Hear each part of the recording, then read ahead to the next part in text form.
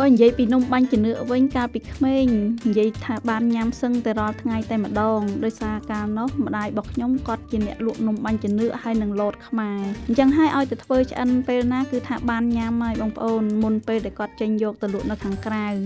ហើយវីដេអូនេះដំណើរការទៅបានក៏មិនភ្លេចដល់ True Home ផងដែរបើសិនជាបងប្អូនចង់សាងសង់ផ្ទះនៅក្នុងក្តីស្រមៃសង់ដោយទំនុកចិត្តអាចជ្រើសរើសជាមួយនឹងក្រុមហ៊ុន True Home បាន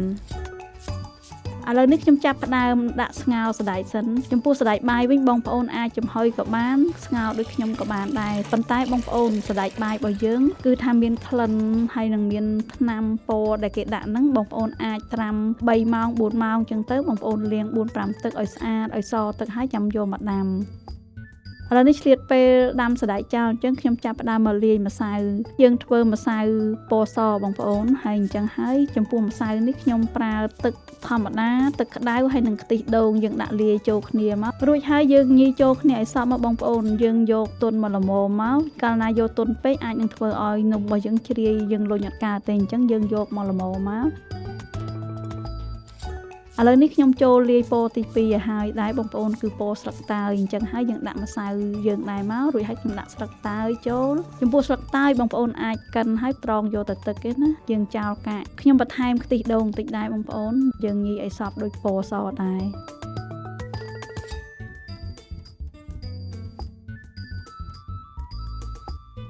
ចំពោះផ្លែសកានេះវិញបងប្អូនយើងជ្រុំយកតែទឹកមកបន្តមកទៀតយើងយកមកលាយបែបនេះហើយយើងថែមខ្ទិះដូងតិចតួចដូចដែលយើងលាយពណ៌ស្លឹកតើយដែររួចហើយយើងញីឲ្យសព្វមកហើយសកានេះនៅពេលដែលយើងយកមកដាក់បែបនេះគឺថាមានពណ៌ស្អាតល្អហើយក្លិនឈ្ងុយហើយឆ្ងាញ់ទៀតផងសំខាន់ញ៉ាំទៅអត់ប៉ះពាល់ដល់សុខភាពទៀតផងចុងក្រោយនេះគឺពណ៌មេអំបៅបងប្អូនយើងមកលាយដូចគ្នាយើងបន្ថែមខ្ទិះដូងដូចគ្នារួចហើយយើងដាក់ម្លាយដូចគ្នាមក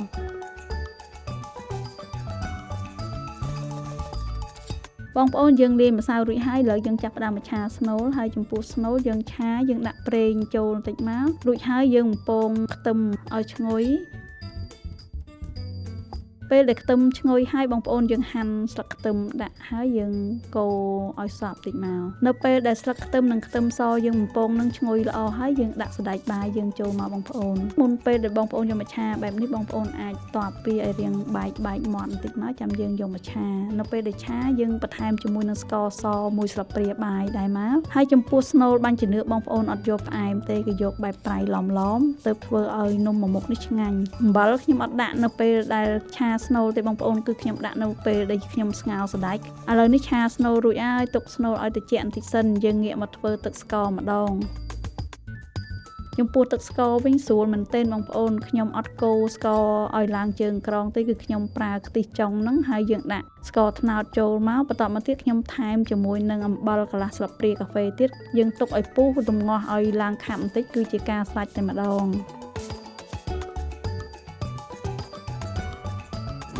ហើយចំពោះបងប្អូនដែលតាម page ញ៉ាំយូរហើយអត់ទាន់បាន like follow page ញ៉ាំទេកុំភ្លេចជួយ like follow page ញ៉ាំម្នាក់មួយផងណា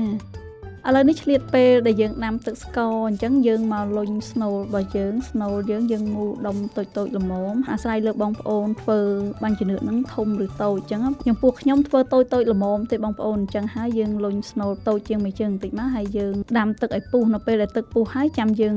លុញម្សៅរបស់យើងលុញយករាងធំជាងស្នូលបន្តិចមករួចហើយយើងលុញឲ្យមូលយើងសង្កត់ឲ្យសំប៉ែតបន្តមកទៀតយើងដាក់ស្នូលយើងចូលហើយយើងបង់ចូលនៅក្នុងឆ្នាំងទឹករបស់យើងដែលដាំពុះហ្នឹង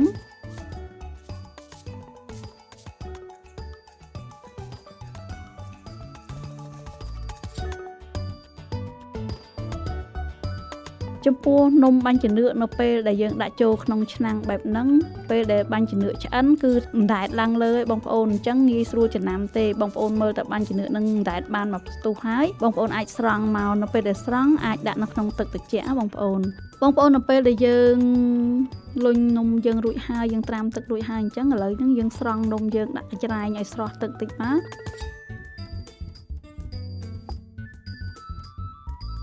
រួចហើយយើងមកដំខ្ញីយើងត្រូវដំវាឲ្យបែកបែបហ្នឹងបើសិនជាបងប្អូនហាន់ក៏បានដំដូចខ្ញុំក៏បានដែរតែខ្ញុំដំអញ្ចឹងទៅឲ្យមានក្លិនហ្នឹងឈ្ងុយបានល្អបងប្អូន នៅពេលដែលយើងដាក់បាញ់ជំនឿយើងនៅចានជ្រៅមួយឬក៏ចាន់ដែកមួយចឹងទៅបងប្អូនអាចចាក់ទឹកស្ករចូលហើយដាក់ខ្ចីនឹងចូលមកគឺថាក្លិនឈ្ងុយមែនទែនយើងធ្វើបែបហ្នឹងបងប្អូននៅពេលដែលដួសញ៉ាំបងប្អូនអាចថែមខ្ទិះដើមពីលើបន្តិចមកហើយយើងថែមល្ងសដែលយើងលីងឈ្ងុយហើយយើងបុកវាឲ្យម៉ត់មកយើងយកមកដាក់ពីលើបែបហ្នឹងមកគឺថាមួយមុខនេះឆ្ងាញ់មែនទែនបង្អែមខ្មែរមួយមុខនេះខ្ញុំចូលចិត្តមែនទែនខ្ញុំមានអនុស្សាវរីយ៍ជាច្រើនកាលនៅពីក្មេងខ្ញុំចូលចិត្តញ៉ាំហើយខ្ញុំក៏ជួយធ្វើម្ដាយរបស់ខ្ញុំតាំងពីក្មេងមកផងដែរសម្រាប់បង្អែមមួយមុខនេះគឺមានតែប៉ុណ្្នឹងទេបងប្អូនក៏អរគុណបងប្អូនផងដែរសម្រាប់ការតាមដានទស្សនាការចម្អិនរបស់ខ្ញុំថ្ងៃនេះបងប្អូនកុំភ្លេចជួយ like share comment វីដេអូរបស់ខ្ញុំផងណាអរគុណ